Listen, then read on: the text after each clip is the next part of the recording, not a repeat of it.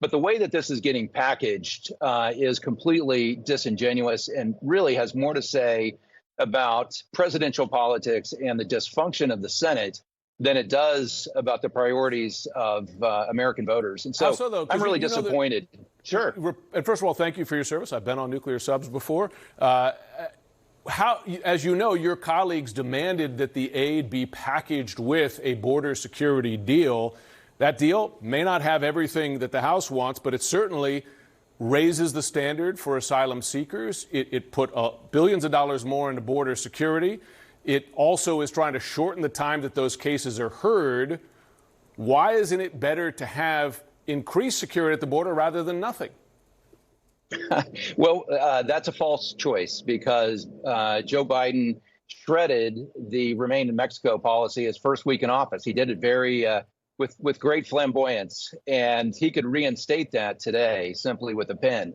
So the false choice of, hey, look at this disaster. That many of the moves you've talked about that President Trump attempted were challenged in courts. You had a Democratic president here who was willing to Remain give in Mexico more. Was not struck down by the court. That's I'm talking about executive. Not true. I'm talking about executive privilege and powers that the House is saying the president could exercise. But as you know, this is a president who is actually making concessions that previous Democratic presidents didn't make. I just wonder, why is it safer for your constituents to have no increased security at the border as opposed to that negotiated by your Senate Republican colleagues?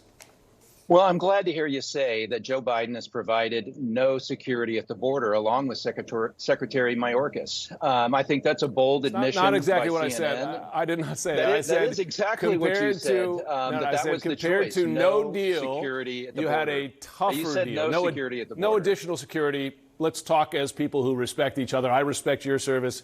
I'm asking you why no deal is better for your constituents for the rest of the year, as opposed to a deal that significantly tightened up restrictions at the border. Well, because permitting in the law, in the code, 5,000 per day on average over a period of time to enter the country. That's not true. That's not true. It's not allowing 5,000. It is true. It's a disaster. It was not allowing them in. It was saying at 5,000 encounters, you don't entertain any more encounters at the border. I'm sorry. Is that respecting each other? Is that what you're getting at here? Well, I will challenge you when you say something that's not true. I'm a member of Congress. You're cutting me off. It absolutely only when you is say something true. Not true. And I see.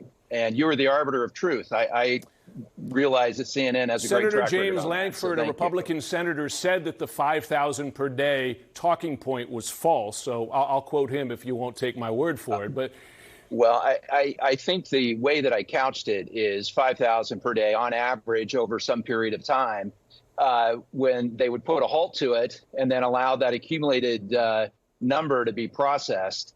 Under the Obama administration, 1,000 a day was a crisis. And so now somewhere in the vicinity of 5,000 a day is somehow okay.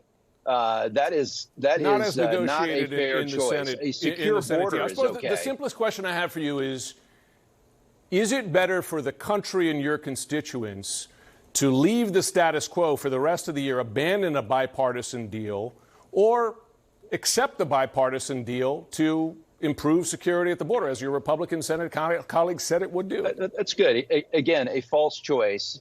The best thing for the country is for the Secretary Mayorkas to enforce the law, which he has decided not to do, and for Joe Biden to reverse his decisions that he made the first week in office. This crisis has happened under his watch. You can blame no one but the Biden administration. Any attempts to do that is completely absurd. And I think that's really some of your Republican colleagues on the Senate side have done exactly that. Well, Congressman Brandon Williams, you're always welcome back for a discussion. All right. Thanks so much for taking the time today. You bet.